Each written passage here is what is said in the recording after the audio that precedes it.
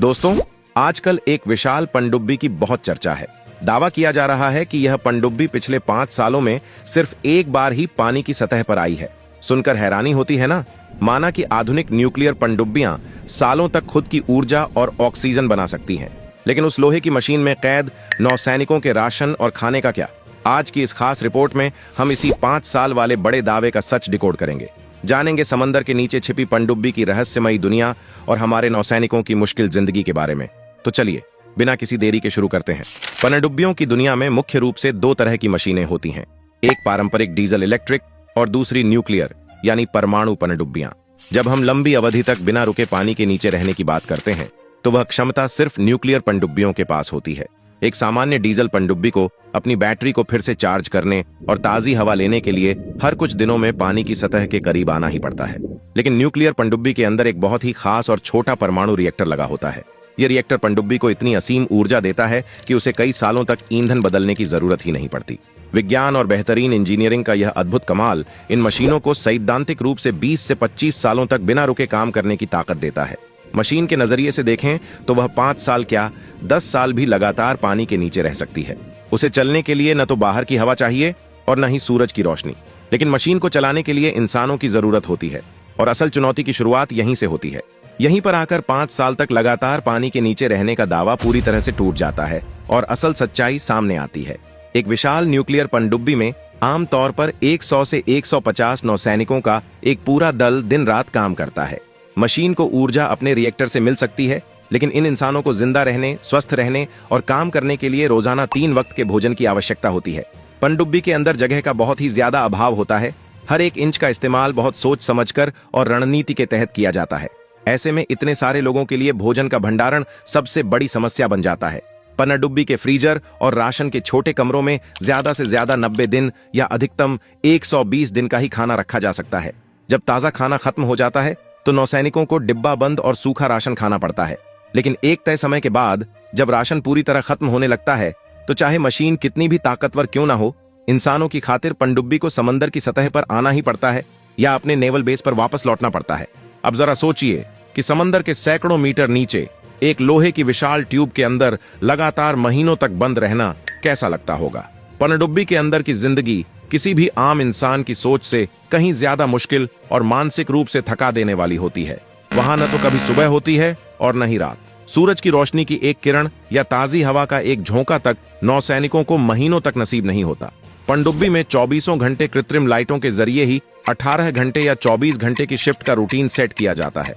जगह इतनी कम होती है कि नौसैनिकों को हॉट बंकिंग करनी पड़ती है। इसका सीधा सा मतलब है कि बिस्तर नौसैनिकों की गिनती से कम होते हैं। जब एक नौसैनिक अपनी लंबी ड्यूटी पर जाता है तो दूसरा थका हुआ नौसैनिक उसके उसी खाली और गर्म बिस्तर पर सो जाता है। वहां न तो कोई खिड़की होती है और न ही टहलने के लिए कोई खुली जगह। ऐसे दमघोंटू माहौल में लगातार महीनों तक पूरी एकाग्रता से काम करना शारीरिक मजबूती से कहीं ज्यादा मानसिक दृढ़ता की परीक्षा होता है। यह एक ऐसी जिंदगी है जिसे सिर्फ बेहद कड़े प्रशिक्षण वाले नौसैनिक ही जी सकते हैं। अगर पनडुब्बी महीनों तक सतह पर नहीं आती और उसे बाहर की हवा नहीं मिलती तो फिर अंदर मौजूद इतने सारे लोग सांस कैसे लेते हैं? यह पनडुब्बी के विज्ञान का एक और बहुत ही शानदार पहलू है। न्यूक्लियर पनडुब्बी समंदर के खारे पानी का इस्तेमाल करके ही इंसानों के लिए जीवनदायिनी ऑक्सीजन तैयार करती है। पनडुब्बी में लगे खास उपकरण पानी को इलेक्ट्रोलाइसिस की वैज्ञानिक प्रक्रिया के जरिए हाइड्रोजन और ऑक्सीजन में तोड़ देते हैं। साफ ऑक्सीजन को पनडुब्बी के अंदर सांस लेने के लिए छोड़ दिया जाता है और बची हुई गैस को वापस समंदर में बाहर निकाल दिया जाता है। इसके अलावा जब इंसान सांस छोड़ते हैं तो भारी मात्रा में कार्बन डाइऑक्साइड निकलती है। अगर यह गैस पनडुब्बी में जमा हो जाए तो सभी का दम घुट सकता है। इसलिए इसमें स्क्रबर नाम की खास मशीनें लगी होती हैं जो हवा से लगातार कार्बन डाइऑक्साइड को सोखती रहती हैं और हवा को साफ रखती है।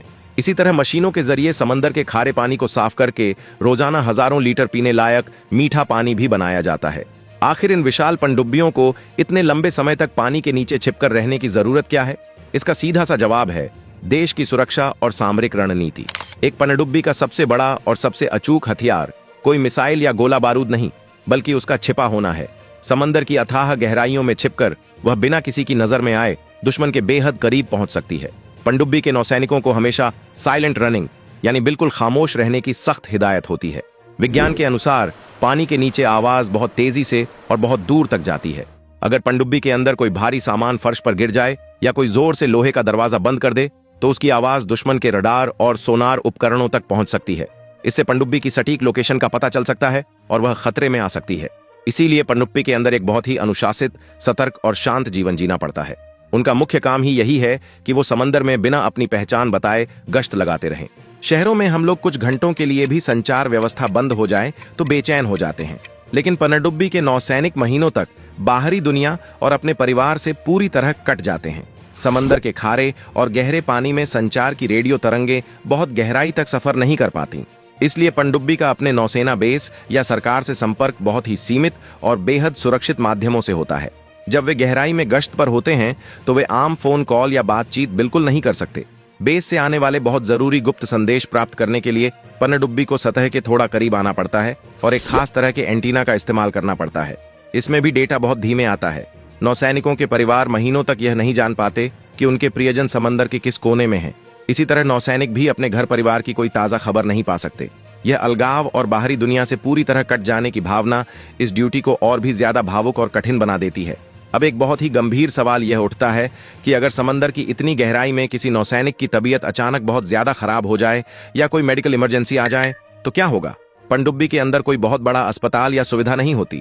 वहां सिर्फ एक छोटा सा मेडिकल कक्ष और 1 या 2 प्रशिक्षित चिकित्सा अधिकारी होते हैं। अगर किसी को कोई छोटी मोटी बीमारी या चोट है तो उसका इलाज वहीं किया जाता है, लेकिन अगर किसी नौसैनिक को कोई गंभीर समस्या हो जाए या कोई बड़ा ऑपरेशन करना पड़े तो वह समय बहुत ही नाजुक होता है। कई बार सीमित उपकरणों के साथ पनडुब्बी के अंदर ही सर्जरी करनी पड़ सकती है। अगर स्थिति पूरी तरह हाथ से बाहर जाने लगे और जान पर बन आए तभी कमांडर पनडुब्बी को सतह पर लाने का फैसला लेता है ताकि मरीज को बाहर निकाला जा सके।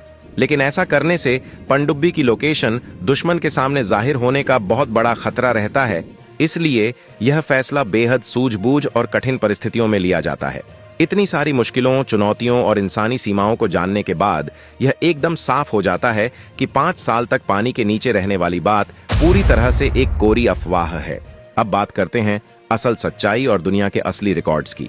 दुनिया भर की नौसेनाओं का इतिहास गवाह है कि एक आधुनिक न्यूक्लियर पनडुब्बी का पानी के अंदर सबसे लंबा और सुरक्षित सफर भी कुछ महीनों का ही रहा है।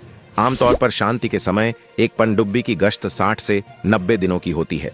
दुनिया में कुछ गिने चुने ही ऐसे रिकॉर्ड मौजूद हैं जहां पनडुब्बियां लगातार 100 से लेकर अधिकतम 111 दिनों तक बिना सतह पर आए पानी के नीचे रही हैं। लेकिन इससे ज्यादा लंबा समय इंसानों के मानसिक और शारीरिक स्वास्थ्य के लिए बर्दाश्त करना और उनके लिए सुरक्षित राशन का इंतजाम करना नामुमकिन हो जाता है। इसलिए जब भी कोई ऐसा दावा करे कि कोई पनडुब्बी सालों से पानी के नीचे है तो समझ जाइए कि वह सिर्फ आपका ध्यान खींचने के लिए रची गई एक बढ़ा चढ़ाकर पेश की गई कहानी है। हमारा मकसद आपको इसी अफवाह की असली सच्चाई बताना था। आपको पनडुब्बी की इस जिंदगी का कौन सा सच सबसे ज्यादा हैरान करने वाला लगा? कमेंट करके जरूर बताएं। अगर यह रिपोर्ट पसंद आई हो तो इसे लाइक और शेयर करें। ऐसी ही बेबाक और सच्ची खबरों के लिए चैनल को अभी सब्सक्राइब करें। कल फिर मिलेंगे, तब तक अपना ख्याल रखें। जय हिंद, वंदे मातरम।